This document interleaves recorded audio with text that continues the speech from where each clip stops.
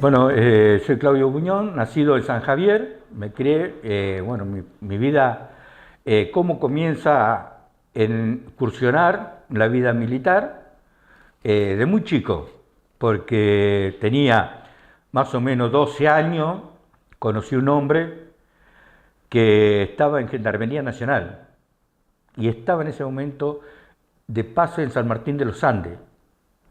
Y era un hombre ya que estaba en una carrera muy avanzada. eh, entonces nos empezó a hablar, éramos como 5 pibes que estábamos ahí, que íbamos todos jugando al fútbol, nos enteramos que es un militar. Y bueno, pero cuando uno es chico es Es curioso. curioso. Claro. Entonces empezamos a hablar y nos empezó a explicar de todo lo que los recorridos, las cosas lindas que tiene la vida en la vida militar, de todo. Y ahí me fui entusiasmando. Bueno, cuando llegó una cierta edad que tenía como para ingresar a la Armada, tenía 17 años, bueno, hice todos los trámites para ingresar a la escuela mecánica, vine, me tomaron un examen, salí bien. Bueno, entre una cosa y otra, me llegó también, porque esa época fue cuando se nos cambiaron la edad de hacer servicio militar, de los 21 a los 18. Fue la transformación de eso y, bueno, llega un momento que me llaman a revisación médica para el servicio militar. Me había tocado un 911, me acuerdo el número, aeronáutica. Y bueno, le digo a la Armada, bueno, me dice, mirá, haz lo siguiente, si te vienen a buscar del ejército antes que nosotros, presentate.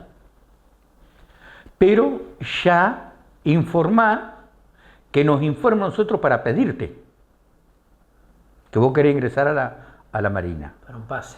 Al PAS, claro. Entonces de ahí te van a hacer la reclutación, y ahí te van a mandar después a la escuela. Vos pedís que te manden a la escuela mecánica. Bueno, así fue incursionando mi vida allá por el 1977. ¿Te terminaron llamando el ejército y después te pidieron el pase o No, pasaste directamente? directamente me alcanzó a llamar Marinante. Me llamó Marinante, así que, bueno, después de varios años recibí una carta que en el año 81 recibí una carta como que figuraba como desertor en el ejército. Ya cuando tenía varios años en Marina. Bueno, ya hicieron los trámites, bueno, salí de estar de desertor, y eso que estaba entre la fuerza. Claro, claro, claro. Y bueno, son cosas que fueron pasando. Bueno, con el tema Malvina, nosotros habíamos embarcado la Trinidad en el año 80, que todavía estaba en construcción, la Contame Trinidad. un poco eso porque es una historia muy particular, tanto la del Santísima Trinidad como el Ara Hércules. Claro, la Santísima Trinidad se hace en la Argentina bajo licencia inglesa, en el astillero Afne, Río Santiago, y se termina a fines del 80, sale a navegar, empieza a navegar. Tal es así que el 6 de noviembre de 1980 se afirma el pabellón de guerra en la Santísima Trinidad. Bueno, ¿Participaste de ese acontecimiento? Sí, tengo una foto que tengo, que estaba en la formación ahí, en la formación de honor estaba. Y bueno, nosotros nos toca ir casi 9 meses antes que empiece a navegar la Trinidad. No estaba terminada. Cuando nosotros fuimos, bueno, nos mandaron a hacer todo tipo de cursos, porque era un buque, en nuestra flota, el único que estaba era la Hércules. Y había muy poca gente preparada para tripular ese tipo de buque. Así que bueno, nos mandaron a hacer unos cursos de armas, de los tipos de armas que tenía la Trinidad. Me mandaron a hacer el curso de nadador de rescate, porque iban a necesitar gente nadador de rescate. Fuimos 6 tripulantes de ahí que nos mandaron a hacer el curso. Bueno, hicimos un par de cursos, luchas contra incendios, qué tipo de incendios eran los más peligrosos en esa unidad. Bueno, todo eso fue un año preparativo, el año 80, para tripularlo. Tal así que tuvimos un par de navegaciones en la Hércules, para también ir teniendo conocimiento de la unidad. Bueno, eso fue todo el trayecto del año 80. En noviembre, fin de noviembre del 80, empieza a navegar, la sacamos a hacer prueba de máquina, prueba de todo, y en abril, los primeros días de abril del 81, nos vamos a Inglaterra. Estábamos allá, tuvimos 9 meses, porque había que hacerle las pruebas de lanzamientos de misiles, pruebas de tiro en polígonos de ellos, de los cañones, y también se cambiaron algunas computadoras, se modernizaron, porque era computadora, cuando se habían empezado todo eso, por allá por el 74, las computadoras que había. Y allá se modernizaron, sacaron esas y se pusieron a más nuevas. Así que todo ese fue el trayecto que tuvimos hasta el 28 de noviembre del año 81, en Inglaterra. ¿Así estuviste en Inglaterra? 9 meses con el buque, allá. Y lo trajimos y entramos a Puerto Belgrano el día 23 de diciembre del 81. Antes de eso, estuviste en Inglaterra preparándote junto con el resto de compañeros tuyos para poder navegar y conocer un destructor, pero con un de modelo inglés, por así decirlo. Claro. ¿Compartieron en algún muchas puerto? Cosas con los ingleses, jugamos al fútbol con los ingleses, con gente de la tripulación de la Sheffield. Con gente de la tripulación de la Sheffield, habíamos jugado un partido porque eran gemelas, jugaba un partido de fútbol, se hizo un campeonato, también ahí en la base se hizo un campeonato, que luego participamos. Estando allá sí hicieron muchas cosas que, vos decís, bueno, hoy, en ese momento éramos todos amigos, nos desconocimos de un momento a otro, bueno, pero sí, fue una experiencia muy linda que nosotros trajimos de allá, tal así que mucha gente que habíamos conocido que mandaban a nosotros cosas de aliento porque totalmente desconocían, el pueblo inglés desconocía la existencia de Malvinas. Allá no se sabía lo que eran Malvinas. Y vos le decías a alguien algo de Malvinas, ¿y qué es eso? ¿Dónde queda? O sea, en esos 9 meses que compartieron cosas ustedes, claro, el tema Malvinas surgía, obviamente la guerra todavía no había nada todavía de eso. Pero sin embargo ustedes le hacían nosotros referencia y los hablábamos ingleses, claro, del tema Malvinas y allá la gente totalmente desconocida. Eso. Así que quiero hacer una cosa, era entre que los isleños que había y el gobierno inglés nada más, era una cosa ahí, en el pueblo inglés, cero. Ni noticia. Ni noticia. A ver, y te pago una consulta, cuando vos decís era un buque gemelo, claro, era parte de un sistema de armas inglés. Claro, exactamente igual, tenía el mismo armamento, las mismas radares, el mismo corte, tipo de buque, mismo corte, todo exactamente igual. Después había otros, Taco 42, pero ya con reforma, no eran gemelos. Los únicos 3 gemelos eran Sheffield, Hércules, Santísima Trinidad. El Hércules y el Santísima Trinidad de nuestra flota. De nuestra flota y la Sheffield, la inglesa, que fue la primera que se hundió. Ahí está, contá eso, también es muy interesante. Claro, fue la primera. Estuvieron compartiendo la vida. Después que nos hunden el crucero, fue la primera que nosotros hundimos, fue la Sheffield. Porque ellos decían que la Sheffield era imposible hundirla, que necesitaba por lo menos 10 aviones para poderle llegar. Y acá se llegó con 4 aviones. Esas son las cosas que... Enorme proeza a nuestros pilotos, pero ¿quiere decir que en algún momento en esos puertos donde estuvieron amarrando durante esos 9 meses de estadía en Inglaterra, habrán estado en Portsmouth, jugando con... Estamos en Portsmouth, salíamos nosotros de la base todos los días, íbamos a correr, íbamos a jugar al fútbol, y por ahí nos encontramos, íbamos a hacer un picadito nosotros, y había un par de ingleses, y bueno, se hacía un picadito con ellos, había unos compañeros que dominaban más el inglés que otros, así que ahí se armaban los picaditos en una plaza, en algún espacio verde. Así que estuvieron compartiendo previamente a la guerra con marinos británicos que quizá también algunos han caído porque el Sheffield fue... Y posiblemente sí, algunos también cayeron acá, porque de todos los buques que se hundieron, yo pienso que debe a algunos de esos marinos. Y también en varias navegaciones que hicimos allá embarcamos marines ingleses. que ellos se sentían, a veces a la mañana íbamos a desayunar lo que nosotros desayunamos, un mate cocido con leche, con tostadita y un poquito de manteca o algo por el estilo, y ellos estaban acostumbrados a comerse un huevo frito con tocino, con todo eso, y a ellos les parecía algo que les costaba acostumbrarse. Después al mediodía, bueno, unos buenos almuerzos que ellos no lo hacían, a la tarde merienda y a la noche cena, una bruta cena que ellos se acostumbraban a ir a dormir con algo liviano. Así bueno, interesantísima esta anécdota de haber compartido con los ingleses 9 meses de instrucción para poder conocer el sistema de armas que le habían vendido a la Argentina, Claro. y que bueno, que terminó materializándose en estos dos destructores, el Ara Hércules y el Santísima Trinidad, Claro. que era vos eras parte de la dotación. Contanos, bueno, regresan de Inglaterra, año 81.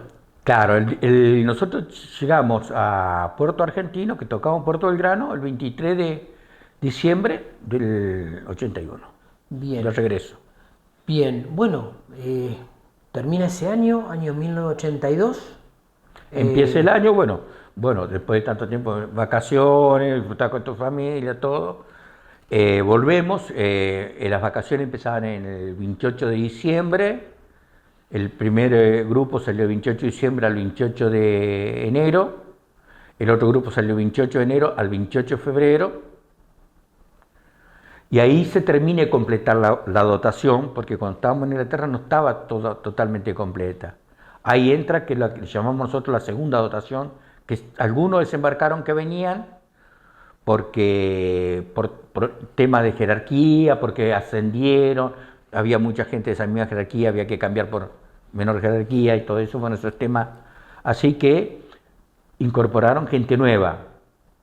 Entonces, ahí arranca el año 82, que se hace una navegación que se hacían todos los años, que es la navegación de adaptación. Ahí zarpamos el 16 de marzo. Por la mañana zarpamos y anduvimos hasta el 25 de marzo navegando. Que salimos con la flota, también salió otro destructor, salieron unas corbetas. Y salimos a hacer operativo antisubmarino, todas esas cosas que se hacían todos los años para adaptación de la gente, que era gente que nueva, que vaya conociendo el buque, que cuando se empezaba a hacer, que se vaya más o menos adaptando. Y bueno, volvimos el día 25 de marzo a puerto. A la tardecita llegamos. Y bueno, de ahí nos encontramos con que nos ponen al muelle de combustible, a hacer combustible.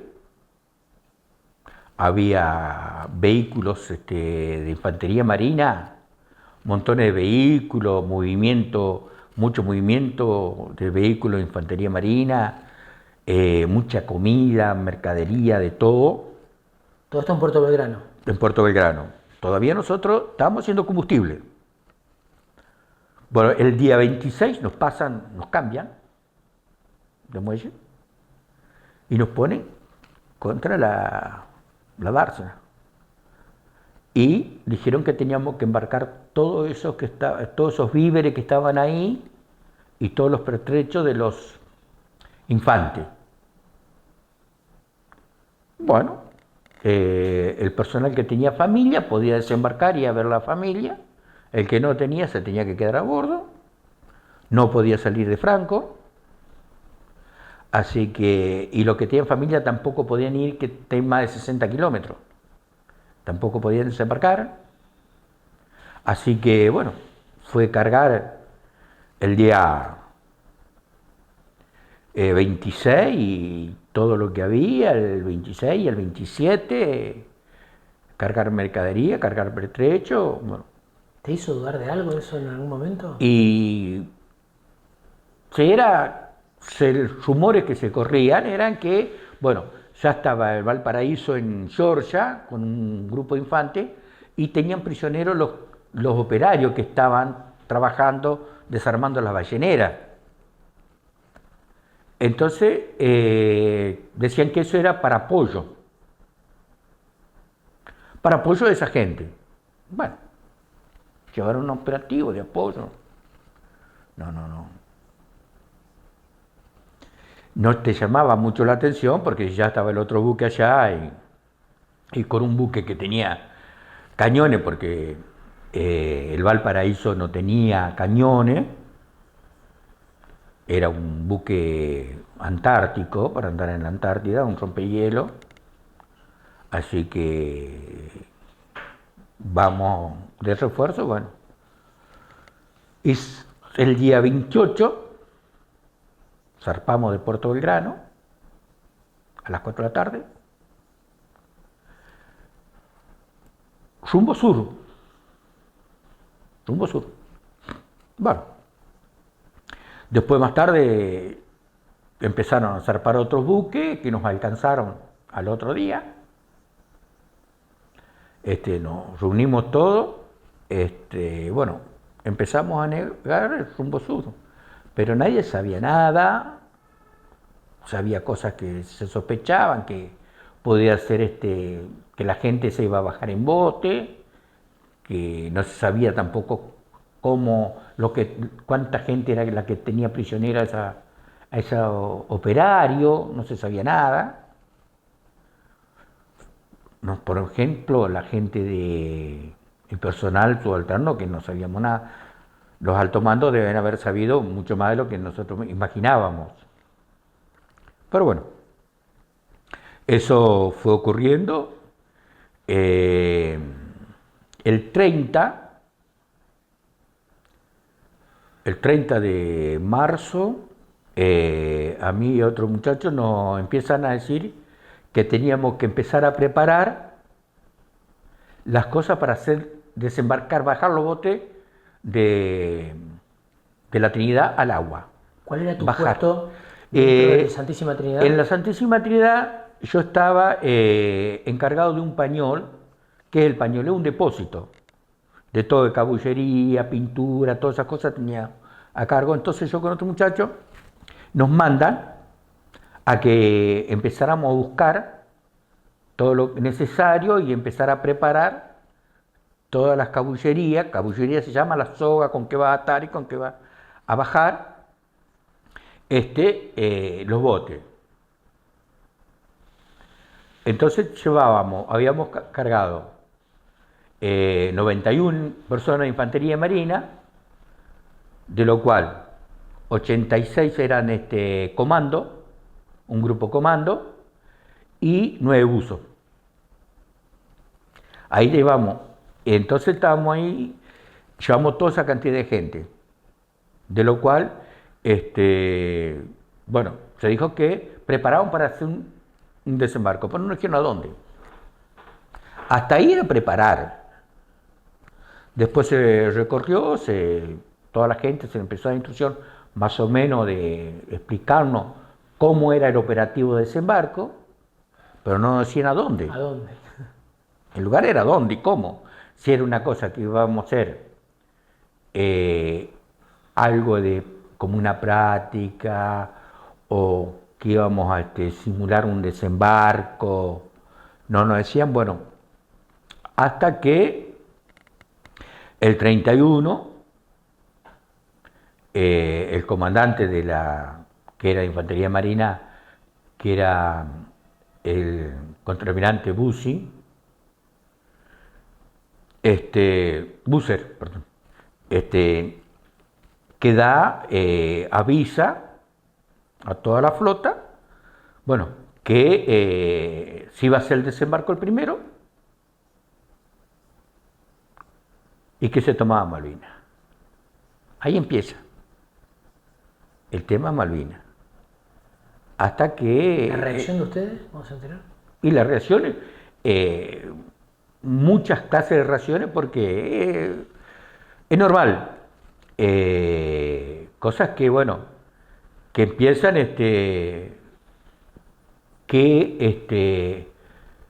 novedades teníamos nosotros de la isla, cómo se movía, la incógnita, cómo era, cómo se movía, qué es lo que había. Bueno, más o menos nos comentaron, cada jefe tenía su forma de transmitir al personal. Y bueno, nos dicen, bueno, no sabemos que son 90 marines que hay, pero no sabemos dónde están, cómo era, qué esto, qué lo otro, bueno.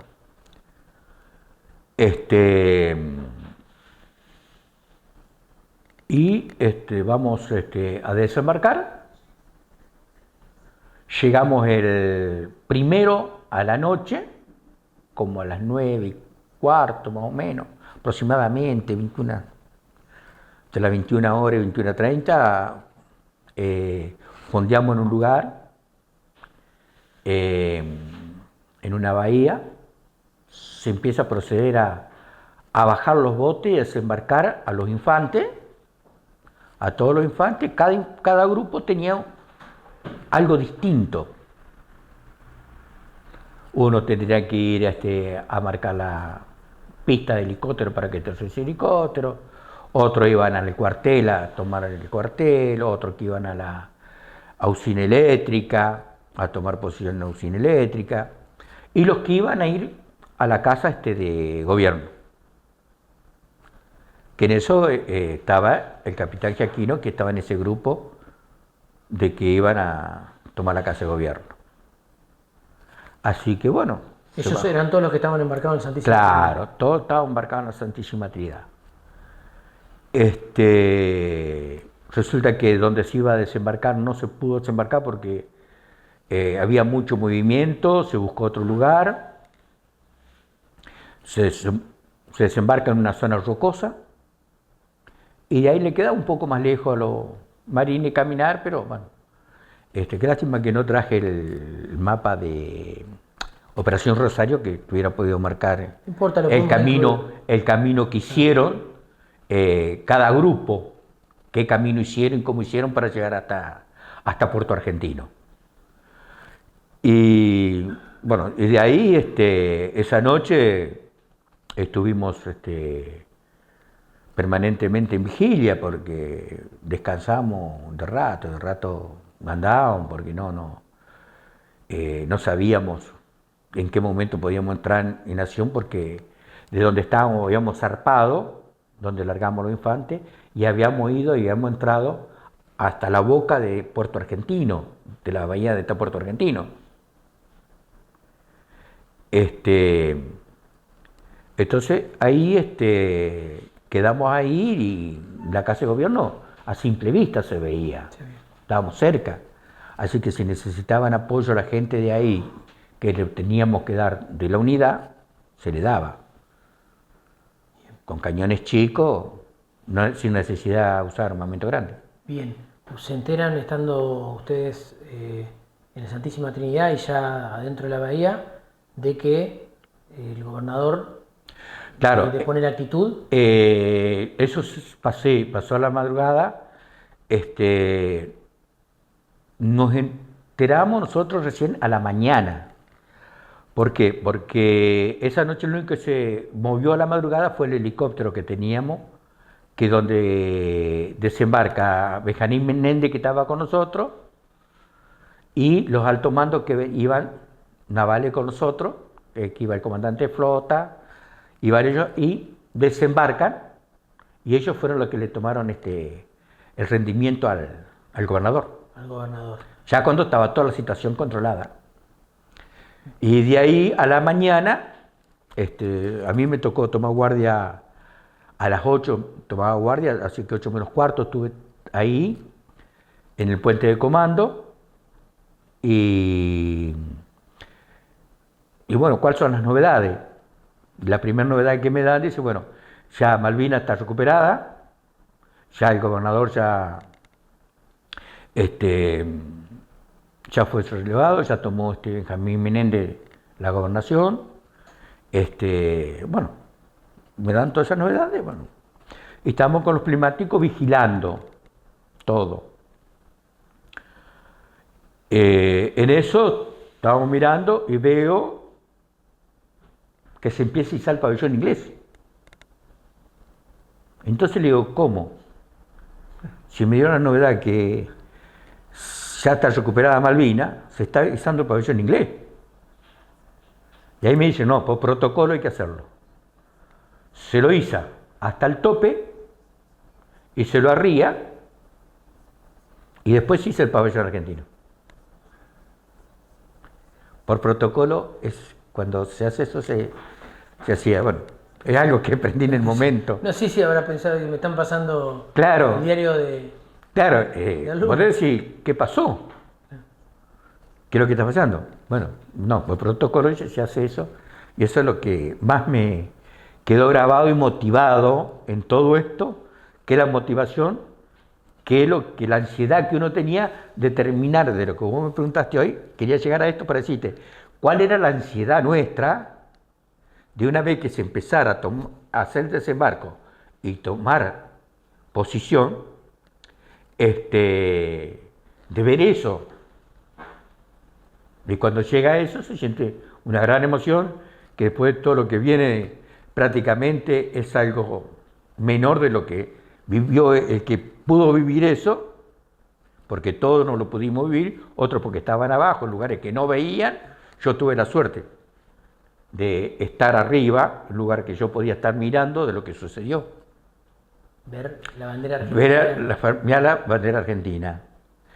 Entonces, bueno, tomé la guardia, terminé mi guardia, bajé, bueno, le comentaba al otro que estaban abajo, que no habían podido ver.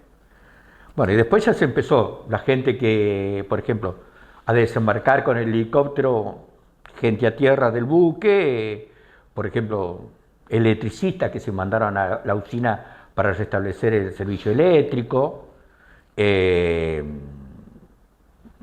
por ejemplo, gente que para la radio, para establecer un sistema de comunicación con la radio, gente que eran operadores de radio, todo eso.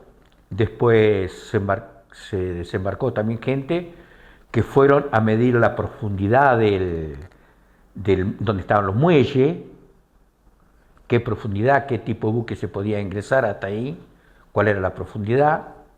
Así que todo ese trabajo se hizo el día 2, después de las 9 de la mañana, 9 y media de la mañana, se empezaron a hacer todo ese tipo de trabajo, que era la información para que después vinieran los buques, qué tipo de calado de buque, qué calado podían ingresar ahí. Como para tomar decisiones. Claro. Entonces, y mientras eso, no estaba muy lejos porque lo teníamos también a simple vista, llega el buque de desembarco Cabo San Antonio con los vehículos anfibios, que donde nosotros estábamos más o menos estaríamos de unos 4 kilómetros, 5, más o menos. Calculo yo por cómo se veían los movimientos, los vehículos y todo. Cuando estaban bajando los anfibios y todo eso. Así que, bueno, todo eso, esa noche logran escapar 2 buzos tácticos, inglés. Bueno, se lo anduvo buscando 2 días hasta que se los pudo capturar.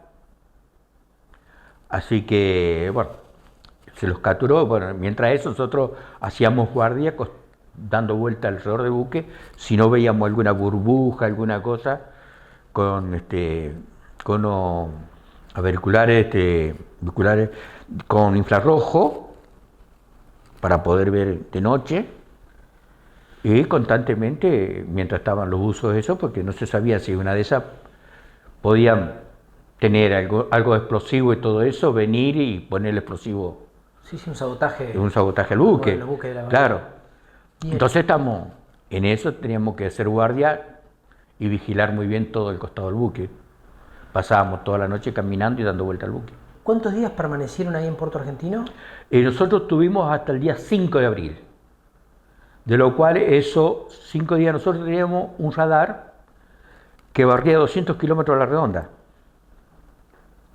Entonces, por eso, la aviación, tanto la aviación naval como la Fuerza Aérea, buscaban las rutas alternativas donde podían burlar las escuadrillas inglesas y todo eso para llegar con los aviones a aterrizar a Puerto Argentino, donde estaba la pista, y nosotros lo teníamos en la pantalla radar y veníamos buscando latitud, todo, marcando la ruta que hacían y cómo llegaban esos aviones y todo, tiempo, forma, a qué distancia se podían ya poder divisar. O sea, ustedes necesitaban un sistema de información. Claro, nosotros estábamos, sí, en ese momento hacíamos todo lo que se necesitaba para hacer después la estrategia de qué se iba a utilizar ahí. Bien. Bueno, regresan después del día 5 hacia el continente. Hacia el continente, porque nosotros cuando estábamos y desembarcamos todo lo que era víveres, todo eso, dejábamos nada más que para 2 días nada más, que era lo que nosotros echábamos para llegar a Puerto Argentino. Vinimos a Puerto Argentino a hacer combustible de vuelta y cargar todo víveres. Y de ahí volvimos a zarpar de vuelta. Nosotros de ahí nos mandaban distintos puntos. No teníamos un lugar fijo estar. ¿Cuál era la actividad del Santísima Trinidad? La actividad de la Santísima Trinidad. Claro, la Santísima Trinidad en sí, después de la toma de a dónde va, hacia la zona de Comodoro Rivadavia, adentro, y hacíamos control de los aviones, tanto de las escuadrillas de avión que salían como las que llegaban. Más nos interesaban las que llegaban. ¿Por qué? Porque atrás de las aviones que venían, podían venir infiltradas aviones inglesas, de lo cual hacíamos filtro. Que un par de veces vinieron, y cuando nosotros teníamos un radar que le llamaban el radar iluminante, que era el que lanzaba para lanzar los misiles, que ese te lo cataba a 60 kilómetros. Entonces cuando ellos se habían catado con eso, pegaban media vuelta y se iban. Porque sabía que ellos si entraban en un radio más adentro, lo podíamos alcanzar con los misiles. No le dábamos tiempo de salida. Ellos sabían cuando eran detectados por claro, el buque. Claro. En este caso, ellos tenían, y si eran ellos los de ellos, claro, ellos tenían equipos para detectar todo eso, los aviones de ellos. Y tenía una capacidad antiaérea considerable el Santísima Trinidad, y ¿no? Sí, tenía los lanzadores de misiles, lanzaba de a 2 misiles, un lanzador doble, así que tenía capacidad para los misiles. Después, aparte tenía antisubmarino, tenía los helicópteros y tenía torpedos. Los helicópteros los mandaba con un sonoboya que se llama, se colgaban y empezaban a escuchar, volaban y escuchaban si por ahí sentían algún ruido de algún submarino más lejos de lo que escuchábamos nosotros con los radares propios del buque. Eso lo hacían los helicópteros. Bueno, durante esa otra tarea que les tocó después de ser parte de la flota que recuperó las islas y cumplir estas tareas de sistemas de información, de brindar datos claves para lo que fueron los primeros días ahí en Puerto Argentino, la actividad del Santísima Trinidad en estas navegaciones que hacían sobre toda el litoral marítimo. El litoral marítimo, recorríamos el litoral así marítimo, íbamos y veníamos, ir recorriendo y controlando las bases que no sean atacadas. Por el radar que teníamos nosotros podíamos controlar tranquilamente la base de Comodoro Rivadavia, Trelew y Río Gallego. ¿Algunas situaciones o anécdotas que te hayan tocado vivir o les haya tocado vivir como dotación del Santísima Trinidad en estos patrullajes que hacían? Sí, lo único, nosotros por ejemplo cuando estábamos todavía en Puerto Argentino, que estábamos trabajando con la Fuerza Aérea, haciendo las posibles rutas para llegar a Malvinas. Bueno, un día aparece un avión sin identificación por una ruta que no tenían prevista, y bueno, se preparó pensando que era un avión que venía enemiga hasta que no se identificó, se tuvo punto de bajar una de nuestro avión. Bueno, pero esas son cosas que pasaron en esos momentos que todavía se estaba en preparativo y reconociendo que todavía las rutas posibles y todo eso, pasa eso, y podría ser un accidente fatal. Pero bueno. Al pertenecer a la Armada, claro. Me imagino que habrás tenido conocidos o compañeros que, bueno, que habrán caído en las acciones de guerra, ¿no? Sí. Por ejemplo, en el crucero, del crucero quedó un pibe que íbamos a cazar juntos, cuando yo iba a San Javier, íbamos a cazar, a pescar, que estaba haciendo la conclimba en el crucero General Belgrano, Adolfito Meca. Así que, bueno, él quedó ahí. Amigo tuyo de la infancia, sí, de la adolescencia. Claro, éramos conocidos de ahí del pueblo, todo. Aparte, era pariente de un cuñado mío, así que estábamos medio también mezclados en la familia. Después, un cabo principal de mar, Ortiz, que quedó en el crucero. Después quedó un cabo segundo, Cicotti, también, que es de acá de Villa Constitución, de Santa Fe, que quedaron ahí abajo.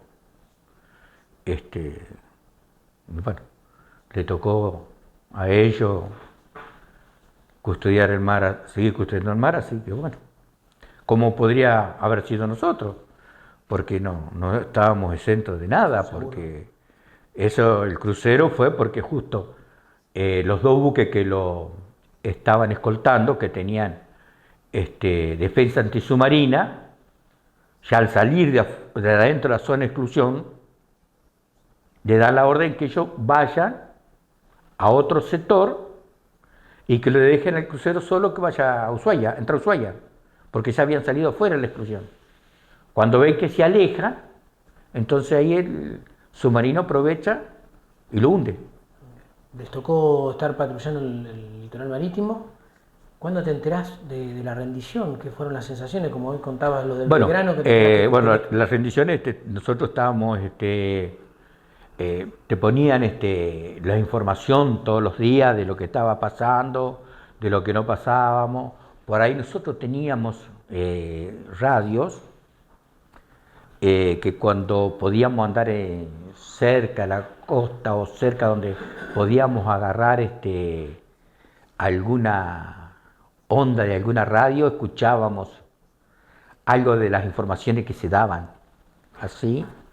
Y bueno, el día de la rendición, bueno, los sentimientos. Fue una cosa que a nosotros nos dolió mucho porque pensamos en ese momento que lo que habíamos hecho no había servido para nada en ese momento. Después con los años, cuando fueron pasando los años, sí, sirvió porque tenemos mucho por hacer todavía. Por ejemplo, lo que estamos haciendo ahora, dejando la información de qué es lo que hizo cada uno a los que vienen atrás nuestro. Que como yo siempre le digo a los chicos, que el día de mañana puede ocupar cualquier puesto, tanto en la gobernación, en alguna cámara, o quizás como un personal militar que llegue a la carrera militar, y desde esos puntos también pueden ellos seguir luchando como luchamos nosotros de acá afuera, teniendo conocimiento, que nosotros empecemos a decirle que le dejemos legado, que ellos son la continuación nuestra. Después de Malvinas, ¿continuaste con la carrera militar? Sí, cuando termina todo Malvinas, a nosotros nos toca esperar a los buques adentro y escoltarlos, los buques que traían los prisioneros, los cruceros que traían los prisioneros, hasta Puerto Madryn. A nosotros tocó Puerto Madryn. ¿A los buques británicos? A los británicos los escoltamos que venían con los prisioneros hasta el muelle de Aluar, ahí atracaban, ahí los empezaban a bajar, y nosotros los escoltábamos y quedábamos ahí esperando que bajaran todo. Cuando zarpaba lo volvíamos a escoltar adentro y quedamos en espera de que llegara otro buque para escoltarlo a puerto otra vez de vuelta. Así que terminó la guerra el 14 de junio. Nosotros volvimos en julio, el 16 de julio volvimos a Puerto Belgrano de vuelta. Un mes después.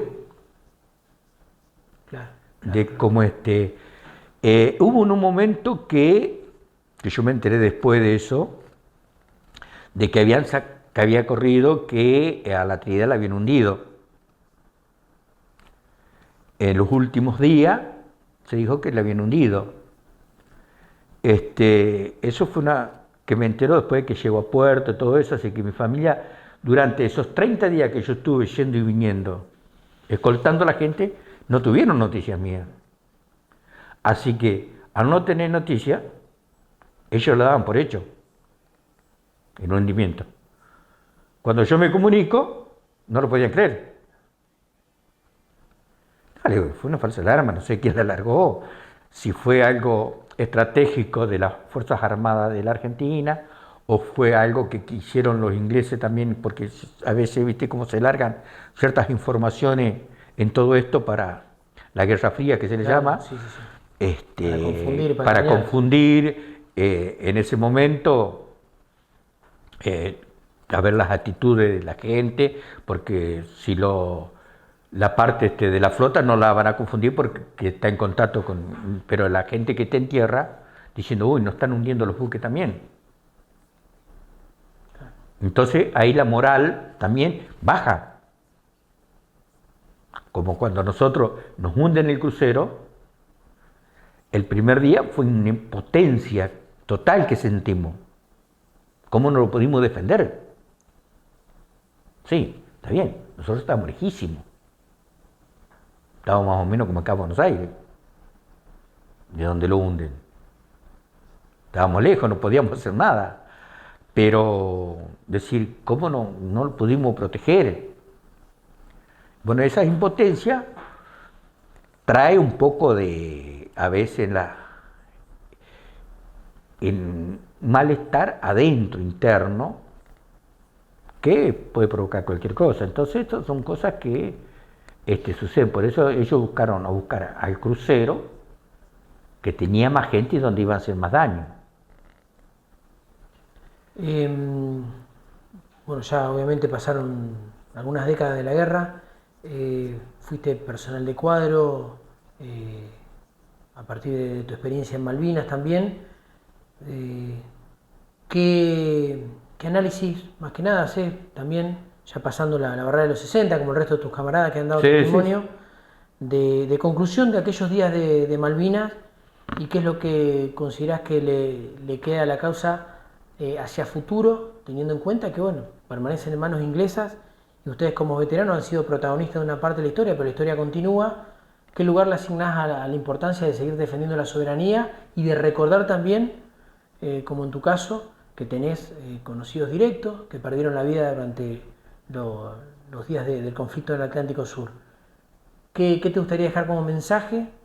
El mensaje a la gente joven, que por ejemplo estamos hablando de la gente de 30 años para abajo, que está cursionando entre 20 y 30, recién está empezando quizás alguna carrera política o algo por el estilo, o los chicos que están estudiando, que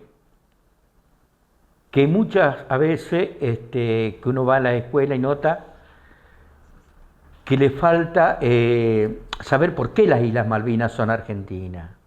Hoy en día tenemos muchas formas de ir enterándonos, no solo que lo que le venimos diciendo nosotros, ya sea que por herencia de España, que eran española y todo eso, sino por la plataforma marítima argentina, que tendrían que empezar a ver dónde está ubicada nuestra isla argentina y hasta dónde llega el mar argentino. Porque el territorio argentino es una cosa, no termina en la orilla donde empieza el mar. Nosotros tenemos tanta superficie bajo del agua como la que tenemos en el territorio, en el continente, en cantidad de kilómetros cuadrados. Es grande. Y también es otra cosa que no solo seguir peleando porque son nuestras, porque están en nuestro continente, y si uno toma al continente argentino de Antártida a La Quiaca, nos vamos a encontrar que Malvina la tenemos en el centro del país. Es el mapa bicontinental. Claro, bicontinental. Hoy estuvimos conversando con eso, del tema, el mapa bicontinental, ¿por qué nos pertenecen esa parte de la Antártida Argentina y todo el resto? Nosotros todo el mundo hablamos de Malvina, pero nos estamos olvidando de Georgia, nos estamos olvidando de la Sandwich, que se va mucho más al sur. Y están en territorio argentino, y esas partes están, si uno busca en los mapas bicontinentales argentinos, se va a encontrar con toda la plataforma marina que llega muy cerca de Sudáfrica. Así que vos imaginate de todo el conocimiento que a veces, por distintos motivos, no tienen conocimiento geográfico. La gente, los chicos, los estudiantes cuando estudian, no se llega a profundidad, que sería muy importante que la parte lo educativa y de lo que se está haciendo hoy en día, de lo que se está haciendo hoy, que hemos llegado a lograr, ¿no es cierto?, en los ministerios de educación, en el caso con las universidades, como están ustedes que se han hecho convenios y todo, que se están trabajando en conjunto, de que en las escuelas se empiece a dar sobre el bicontinente, con mapas bicontinentales, que ahí donde le marca todo el territorio, todo el litoral marítimo que tenemos tan grande nosotros, que cuidar. Que con lo que tenemos no alcanzamos a cubrir todo. Que los ingleses se relamen. Y eso también, claro, y eso le damos la oportunidad de que otros vengan y nos ocupen las cosas. Y también tendríamos que empezar, por ejemplo, tratar de las islas, poblarlas, hacer destacamentos, por ejemplo, la Armada, todas esas cosas, hacer destacamento estable en cada isla que tenemos en el sur, para que no sean usurpadas. Y que no venga otra vez de nuevo que nos pase como la época de Chile con el canal de Beagle, que se cedió territorio argentino, se cedió para que esto, que por el otro, que acá, que allá. Y ya a Chile se le fue cediendo mucho territorio. Si vos empezás a ver en las 3 cedidas que tenemos, le cedimos toda la salida al Pacífico que teníamos nosotros. Porque nosotros antes teníamos, a través del canal de Beagle, teníamos todo ese sector y teníamos toda la salida al Pacífico. Le cedimos la salida al Pacífico que teníamos. Si nos ponemos a buscar los mapas antiguos de todos los territorios, todo lo que se le fue cediendo a Chile. Como dice la frase, conocer para defender. Claro. Tenés que conocer mucho para decir por qué no vamos a pelear por esto, si es nuestro. Si son una parte que tenemos mucho, parte económica, porque tenemos mucho para sacar. Hay mucho petróleo en esa zona, toda la parte de pesca que tenemos muy rica. ¿Por qué se vienen los chinos a pescar esa zona? Tenemos que estar corriendo buques chinos todos los días, pero ¿por qué? Porque es muy rica nuestra parte continental, marítima. Es muy rica. Entonces tenemos que defender esa riqueza, que es la vida, el futuro de nuestros nietos, nuestros bisnietos. Tenemos que nosotros ya a la altura de nuestra vida tenemos que empezar a enfocar todo ese tema. No solo el tema Malvina, sino empezando como base, tema Malvina, que está ya usurpada, pero también la otra parte para poder recuperar.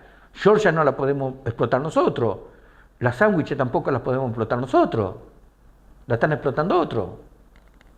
Ni siquiera podemos decirle, señor, usted no puede venir a explotarlo, tampoco no podemos decir eso tampoco. Capacidad de disuasión. Bueno, sí, el Atlántico Sur con un presente de conflicto, porque hay enormes riquezas, y Malvinas en el centro, y bueno, ustedes son y han sido parte de la historia que ha escrito nuestro país con aquella recuperación, fuiste protagonista, y bueno, te queremos agradecer enormemente que también hayas hecho tu aporte al proyecto Voces de Malvinas, porque se trata justamente de hacer conocer no solamente la gesta de Malvinas, sino que implica Malvinas para el pueblo y la nación argentina, en aquel pasado, en este presente y para el futuro. Viene. Así te queremos agradecer muchísimo por haber dado tu testimonio, y esto, bueno, ya queda en el archivo de estas memorias, y la idea es que malvinicemos y ejerzamos también el derecho a la soberanía a partir de la difusión de este tipo de testimonios que nos ayuden a conocer mucho más. Bueno, y gracias a ustedes por invitarnos y tenernos como protagonistas principales, de lo cual a través de ustedes, que ustedes van a hacer lo que van a informar gran parte de lo que estamos nosotros haciendo, y difundirlo, que la gente tenga conocimiento. Le agradecemos muchísimo todo ese tiempo que se toma y ese trabajo que están haciendo ustedes, también para ayudar a los veteranos. Agradecidos del proyecto, muchas gracias.